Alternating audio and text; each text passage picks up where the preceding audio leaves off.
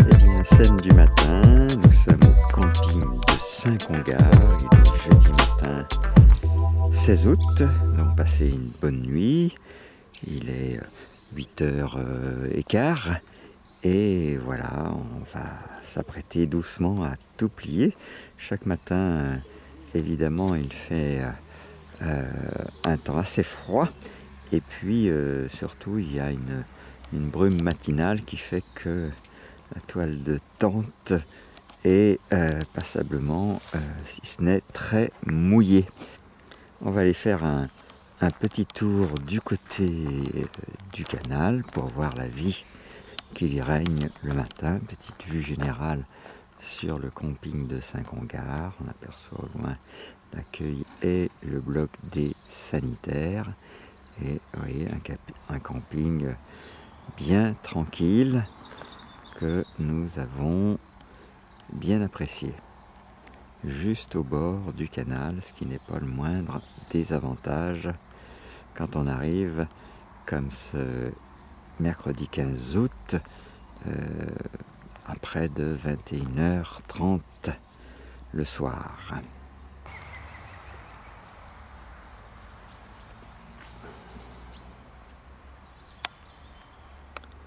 Voilà, nous sommes donc à Saint-Congar et avant de prendre le petit portillon qui va nous conduire du camping jusqu'au canal, vous avez pu apercevoir le clocher de l'église. Voilà le petit portillon qui nous conduit tout simplement en bordure du canal.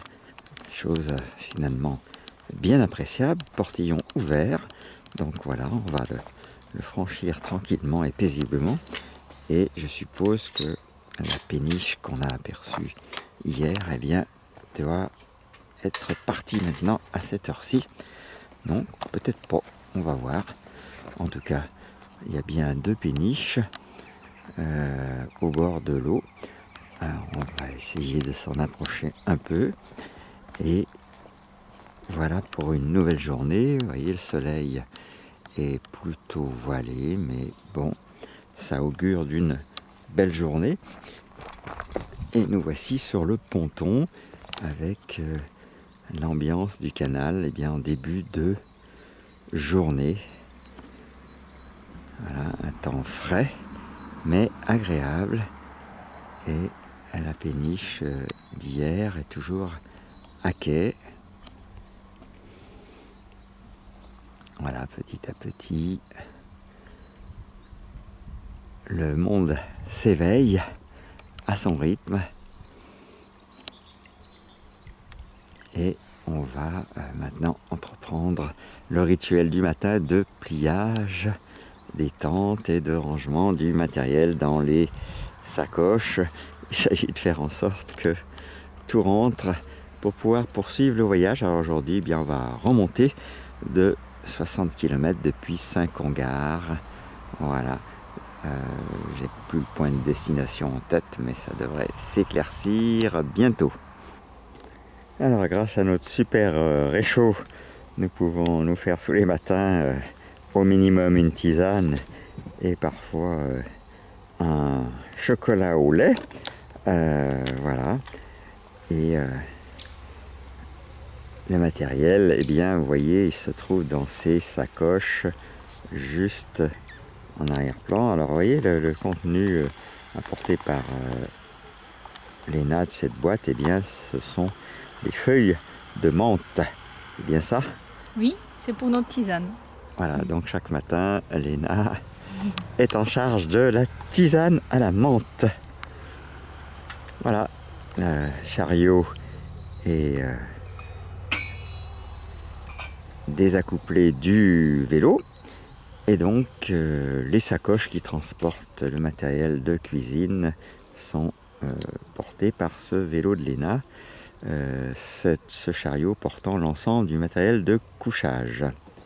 Alors juste derrière notre tente, nous avons le bonjour d'un bouc ce matin. On l'aperçoit à travers le grillage. Et puis d'un âne, ma foi. Voilà, ça fait partie de ces petites surprises sympathiques qui viennent égayer le voyage. Bon, je ne sais pas si on voit très bien à travers le grillage. Voilà, ces deux charmants animaux. On va suivre cette âne. Voilà, on va tâcher de faire une vue de dessus.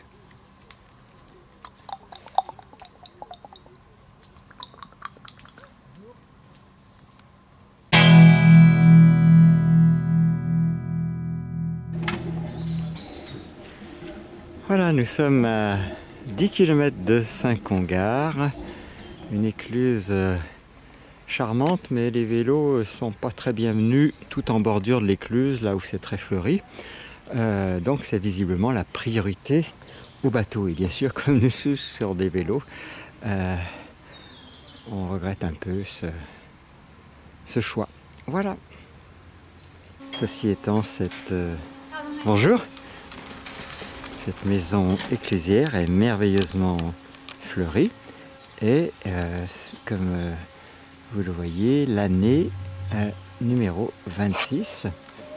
Et donc nous sommes actuellement à un passage d'écluse et donc on peut voir que le chemin est très fréquenté ce jeudi 16 août 2018. Alors on assiste à un petit rituel de ce passage d'écluse avec, lorsque la porte d'un côté est fermée, eh bien on ouvre l'autre porte. Mais là, les manivelles ont disparu. On voit que c'est entièrement électrifié. Donc là aussi, ça perd un petit peu de son charme à notre goût. Voilà. Donc voilà, avec des consignes strictes. Pas le droit d'être sur la pelouse. Voilà. C'est vous qui avez pas le droit, elle est complètement.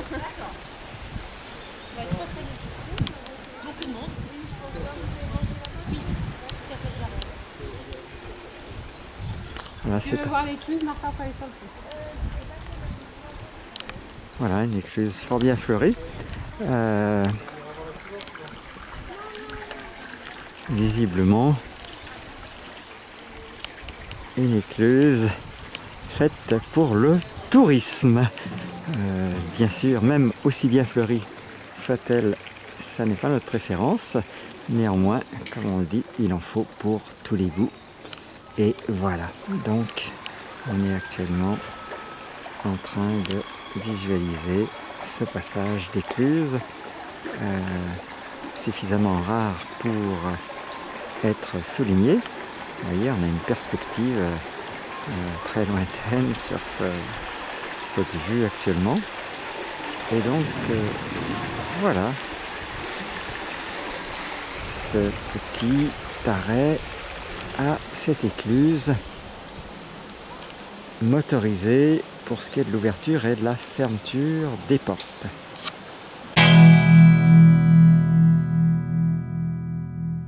« 20 km après Saint-Congar, direction Josselin, nous sommes à l'écluse de Monterlot.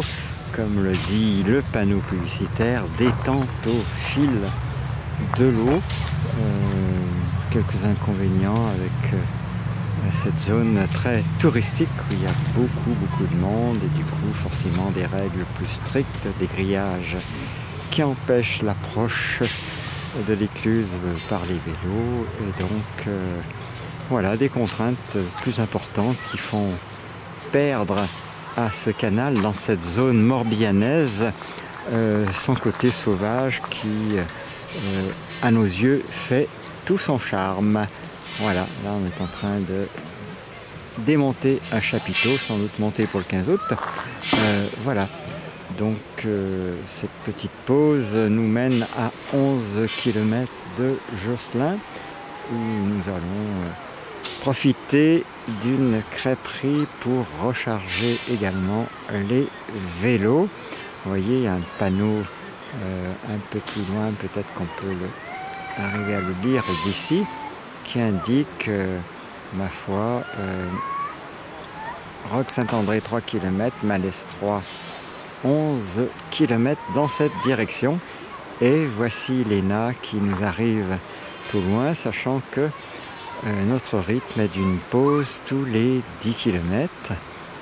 La prochaine sera donc le moment du déjeuner vers 13 h. Voilà. Léna sur son beau cheval blanc nous rejoint toujours aussi souriante.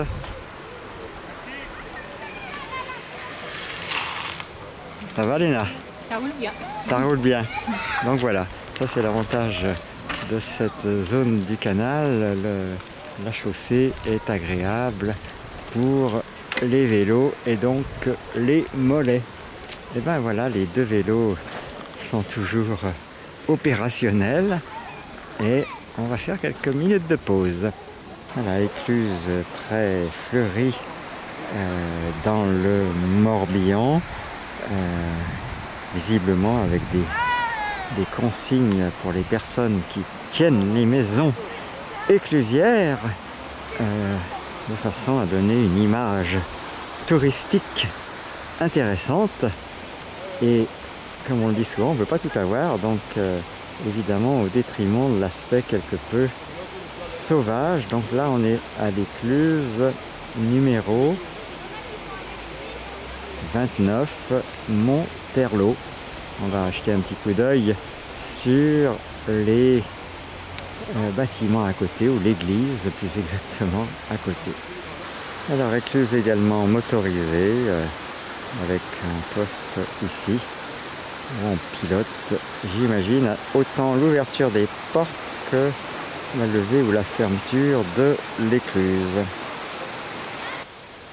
Un coin tout à fait charmant, donc au niveau de cette pancarte Monterlot, vous pouvez apercevoir ici, et lorsque on dirige son regard juste à l'entrée de cette église, eh bien on découvre une mare fort sympathique avec une belle végétation. Voilà, un petit coin plein de charme.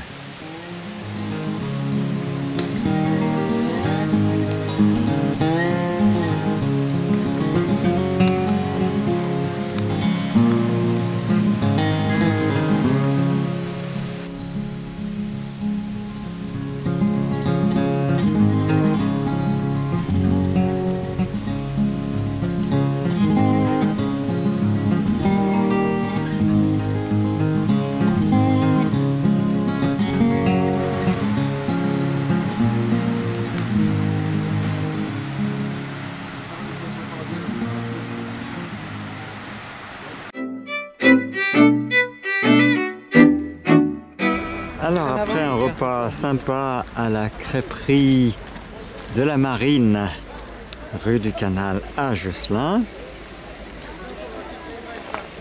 on se donne un petit moment pour admirer ce château très imposant ma foi, avec sa façade et sa position particulière dans Josselin. Voilà, tout en bordure du canal. Voilà, pour l'instant il fait une espèce de soleil voilé. On a l'impression qu'il y avait quelques gouttes de pluie, mais il semblerait qu'il pleuve dans le Finistère, mais pas dans le Morbihan.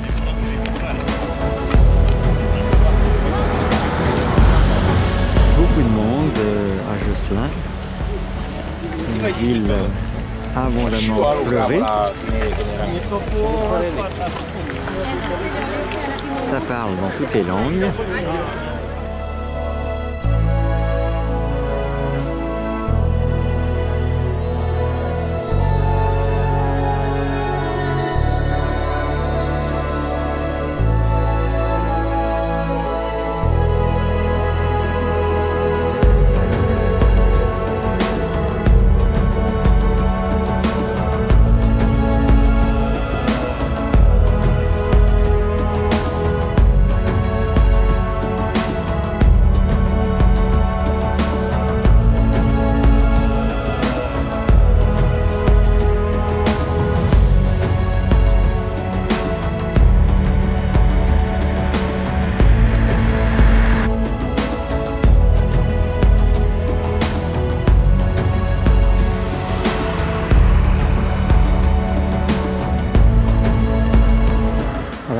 coup d'œil sur ce panneau intitulé La Gargouille Josselinaise avec différents enseignements sur l'histoire de ce canal, à commencer par le déclencheur, le blocus continental, et puis ensuite la tranchée de Glomel entre Carhaix et Pontivy, un ouvrage titanesque réalisé par des hommes démunis et sous-équipés. Ce point culminant du canal, 184 mètres, ligne de partage des eaux des bassins du Blavet et de l'Aulne, reste gravé dans l'histoire du canal. Pendant 9 ans, entre 1823 et 1832, environ 700 bagnards vivront sur place, entassés dans des dortoirs sans chauffage, sans lumière, sans hygiène. Le paludisme puis une épidémie de choléra conduiront à la fermeture du camp. Autant de déblais que pour l'édification de la pyramide de Khéops seront enlevés à la pelle, à la pioche, transportés à dos d'homme dans des hottes ou dans des brouettes. 9 ans de travail forcené pour 2 km de long, 23 mètres de profondeur et 100 mètres de large. La construction du canal de Nantes à Brest a coûté le labeur, le courage de femmes, d'enfants, de soldats, de paysans, de bagnards, de prisonniers asservis à cette construction. Ensuite, on y évoque le canal de Nantes à Brest, une réflexion et une construction laborieuse. Et enfin, le canal de Nantes à Brest en chiffres. Les travaux commencent en 1811. Plusieurs rivières vont appartenir au canal. Mises en service en 1836, elles seront reliées par 3 canaux de jonction ou biefs de partage qui franchissent des lignes de partage des eaux au niveau le plus élevé entre 2 vallées. Bout de bois, altitude 20 mètres entre la vallée de l'Erdre et de l'Isaac. Ilverne, altitude 129 mètres entre les vallées de l'Oust et du Blavet. Glomel, altitude 184 mètres entre les vallées du Blavet et de l'Aulne.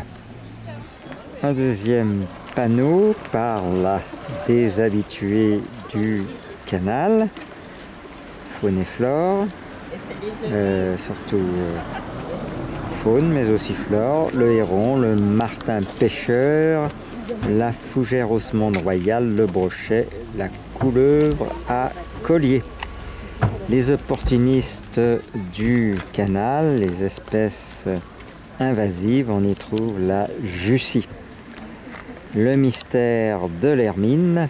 Quel est le lien entre l'hermine, mammifère carnivore qui vit le long des cours d'eau, et l'hermine se décore à 3 branches, devenu l'emblème de la Bretagne? Pour le savoir, il faut se rendre sur un autre pupitre. Et puis on évoque aussi l'Oust et son bassin versant. Et enfin, des petits protégés du canal. Voilà à peu près ce qu'on peut trouver sur ce deuxième panneau. Je vous montre la vue d'ensemble.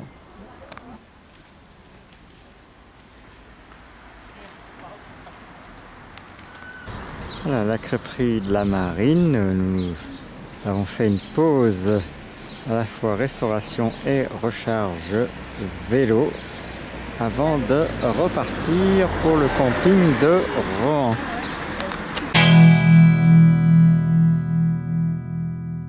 Alors une dernière pause avant Rohan avec un passage d'écluse. Là on est en train d'ouvrir l'écluse d'un côté et on peut voir le déferlement de l'eau à l'ouverture de l'écluse.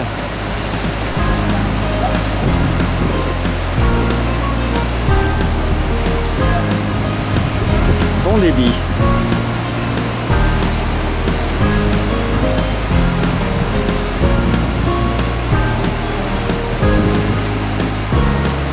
Une fois l'écluse pleine, ça permettra d'ouvrir eh bien, cette porte qu'on voit devant nous.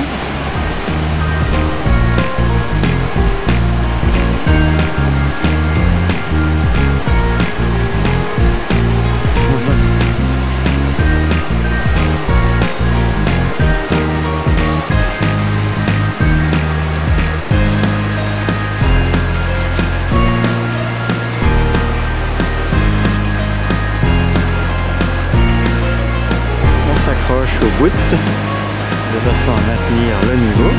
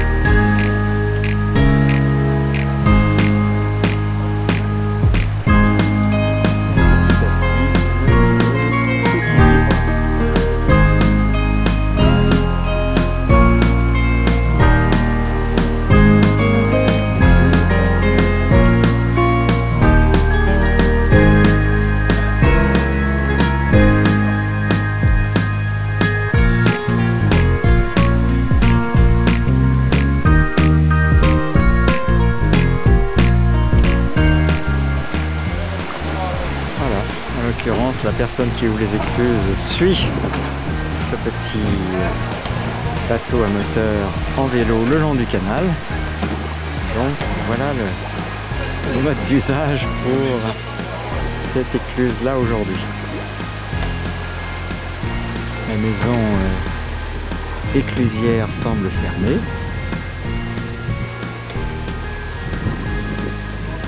Et la pluie de tout à l'heure, peu stressante parce que ça pleuvait vraiment beaucoup, s'est arrêté. Donc juste ce qu'il fallait pour avoir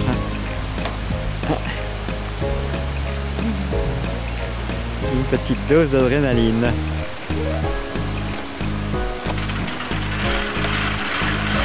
Voilà, encore quelques tours de manivelle de façon à laisser le niveau complètement s'équilibrer.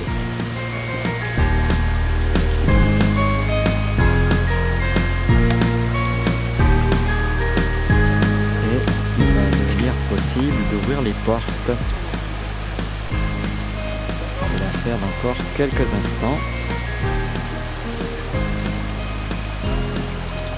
Et ben voilà, les niveaux sont équilibrés. On est à l'écluse 46 qui s'appelle la Grenouillère. Et ben, il reste... Gagne qui s'en va.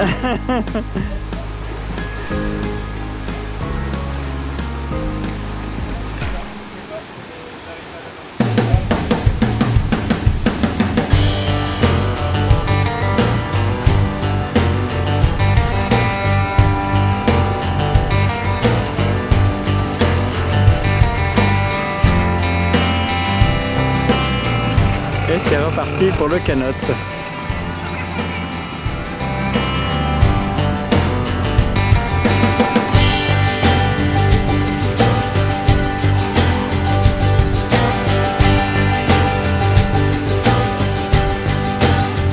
On redescend la trappe de l'écluse, on referme la unique porte qui était ouverte.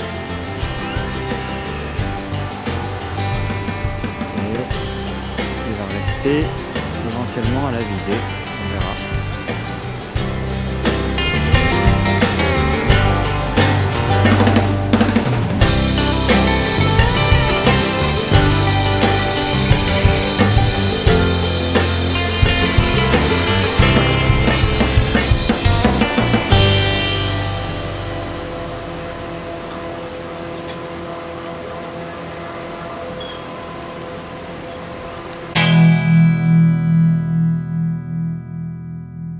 Nous sommes à la maison éclusière de Rohan, magnifiquement fleurie, et nous nous approchons du camping de la vallée de l'Oust, où nous allons dormir ce soir après environ 300 km. Une écluse, comme on en trouve pas mal dans le Morbihan, électrifiée avec ce panneau de commande qui donne les différentes commandes d'ouverture de l'écluse, de remplissage avec les voyants, vannes ouvertes, vannes fermées, etc. Un accès interdit à la passerelle de l'écluse, comme indiqué sur ce panneau. Et l'écluse actuellement vide, comme on peut l'observer ici, avec des abords fort bien aménagés tout autour, et puis des déversoirs qu'on avait un peu oubliés ces dernières écluses, tant les alentours attiraient notre attention par un fleurissement soutenu, un entretien basé sur beaucoup de fleurs. Voilà, Léna devrait arriver maintenant d'un instant à l'autre. Heureusement, la météo se maintient légèrement pluvieuse sans que ce soit rédhibitoire pour circuler. Aux alentours de cette écluse, on a une bâtisse assez remarquable que voici. Et il nous reste donc quelques kilomètres à faire. Une petite vue sur le compteur du vélo. Et il restera à monter la pente. Il est quand même près de 18 h malgré nos vaillants efforts pour arriver un peu plus tôt. Toutes sortes de péripéties se présentent. Donc on est à 296 km au compteur. Voilà. On a pédalé avec un peu plus d'aide aujourd'hui, de façon à éviter de se retrouver trempé si la pluie avait persisté.